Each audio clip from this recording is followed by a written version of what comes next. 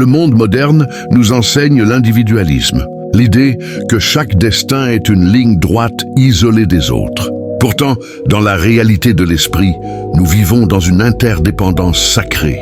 Il existe une économie de la grâce où rien n'est gaspillé. Vos larmes de l'année dernière sont peut-être le réconfort dont quelqu'un a besoin aujourd'hui. Vos succès ne sont pas des sommets où vous devez vous isoler, mais des plateaux d'où vous devez secourir ceux qui grimpent encore. Être un élu, c'est accepter de devenir une monnaie d'échange entre le ciel et la terre. Si ce texte brûle entre vos mains, c'est parce qu'il existe quelque part une personne dont le destin est suspendu à votre décision. Vous n'êtes pas seulement une personne qui aide, vous êtes l'ambassadeur d'une réponse divine qui a été préparée bien avant que le problème n'apparaisse.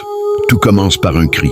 Ce n'est pas toujours un cri sonore, c'est souvent le silence pesant d'une mère qui ne sait plus comment remplir le réfrigérateur ou l'apathie d'un jeune homme qui ne voit plus de sens à sa vie. Lorsqu'une âme atteint le point de rupture, elle émet une fréquence que Dieu capte instantanément. Le théologien Dietrich Bonhoeffer disait « Dieu ne nous donne pas tout ce que nous voulons, mais il remplit toutes ses promesses. L'une de ses promesses est « Je ne te délaisserai point ». Mais comment Dieu ne délaisse-t-il pas par vous ? Dieu ne descend pas physiquement pour signer un chèque ou pour tenir la main d'un malade. Il utilise la main de l'élu. Lorsque vous ressentez une pensée persistante pour quelqu'un, ce que les psychologues appellent une intuition et que les croyants appellent une onction, vous recevez en réalité les coordonnées GPS d'un miracle à accomplir. Ignorer cet appel, ce n'est pas seulement être occupé, c'est créer un court-circuit dans la chaîne de distribution de la grâce. Beaucoup se sentent disqualifiés pour aider parce qu'ils se trouvent brisés. C'est pourtant cette brisure même qui fait de vous l'outil parfait. Un vase scellé ne peut rien laisser sortir. Un vase fêlé laisse passer la lumière. Considérons l'histoire de Sarah. Après avoir perdu son enfant, elle a sombré dans une dépression noire pendant 3 ans. Une fois guérie, elle ne comprenait pas pourquoi elle avait dû vivre cette agonie.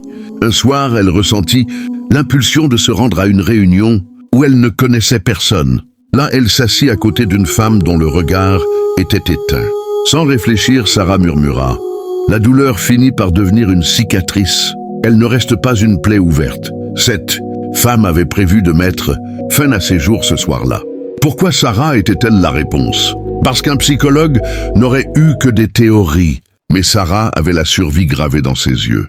Dieu ne vous a pas seulement sauvé de vos problèmes, il vous a sauvé pour devenir la solution de quelqu'un d'autre. Votre passé n'est pas un fardeau, c'est votre coffre à outils. L'aide ne doit pas être réduite à l'aumône. Pour être une réponse complète, l'élu doit savoir jongler entre 4 dimensions. Le pilier matériel, la fondation, c'est l'aspect immédiat. On ne prêche pas la paix à un ventre affamé. L'élu sait que son argent n'est qu'une ressource en transit. La question n'est pas « combien dois-je donner ?» mais « Seigneur, quelle part de ce que tu m'as confié appartient en réalité à cette personne ?» Le pilier intellectuel, la direction. Souvent, la prière de l'autre est « Seigneur, montre-moi le chemin ». Vous possédez peut-être une expertise, un réseau ou une connaissance que l'autre ignore. Partagez votre savoir, c'est donner une canne à pêche plutôt qu'un poisson. Le pilier émotionnel, la présence. Dans une société de performance, offrir 1 heure d'écoute active est un acte révolutionnaire. Victor Hugo écrivait « La suprême félicité de la vie, c'est la conviction qu'on est aimé. En offrant votre présence, vous validez l'existence de l'autre. » Le pilier spirituel, l'intercession, c'est l'aide invisible. Prier pour quelqu'un, c'est aller plaider sa cause devant le tribunal céleste. L'élu est celui qui se tient sur la brèche. Le conflit intérieur. Pourquoi l'élu hésite-t-il ? Il existe un combat féroce entre votre esprit et votre ego dès que l'appel retentit. L'ego dit « Tu as tes propres problèmes ».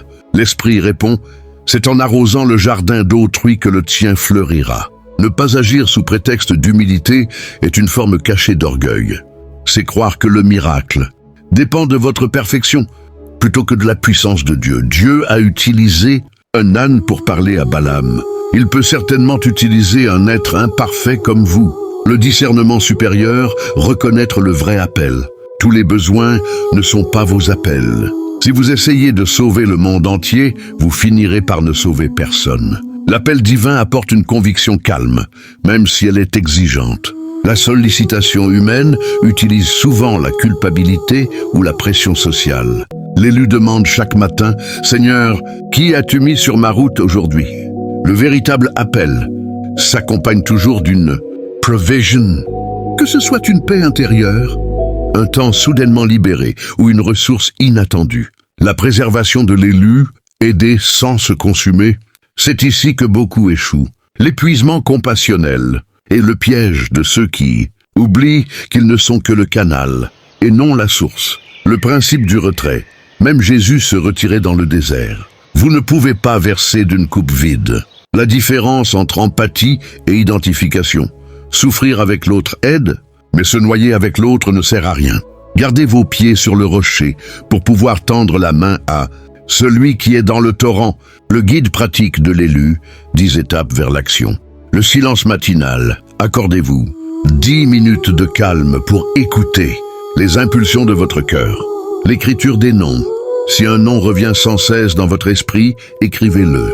C'est votre cible. La validation par le contact. Envoyez un simple message. J'ai pensé à toi. Comment vas-tu vraiment? L'écoute sans conseil. Parfois, la réponse n'est pas une solution, mais une oreille. L'action immédiate. Si vous ressentez l'élan de donner une somme ou un objet, faites-le dans l'heure. Le doute arrive avec le délai. La discrétion absolue. L'élu ne cherche pas les applaudissements. Ce que votre main droite donne, votre main gauche doit l'ignorer. Le suivi humble, une aide ponctuelle est bien. Un accompagnement est transformateur. La transmission de l'espoir. Ne donnez pas seulement du pain. Donnez la raison pour laquelle vous le donnez, l'amour de Dieu. L'auto-évaluation, demandez-vous.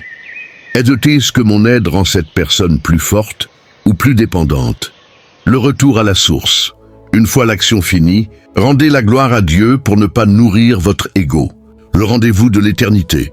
Chaque fois que vous aidez quelqu'un, vous écrivez une ligne dans votre livre de vie. Ce n'est pas un acte social, c'est un acte de culte. Imaginez la scène, une personne prie les larmes aux yeux. Dieu l'écoute, il se tourne vers vous, il met votre nom sur cette prière. À cet instant précis, vous devenez le représentant légal du Tout-Puissant sur terre.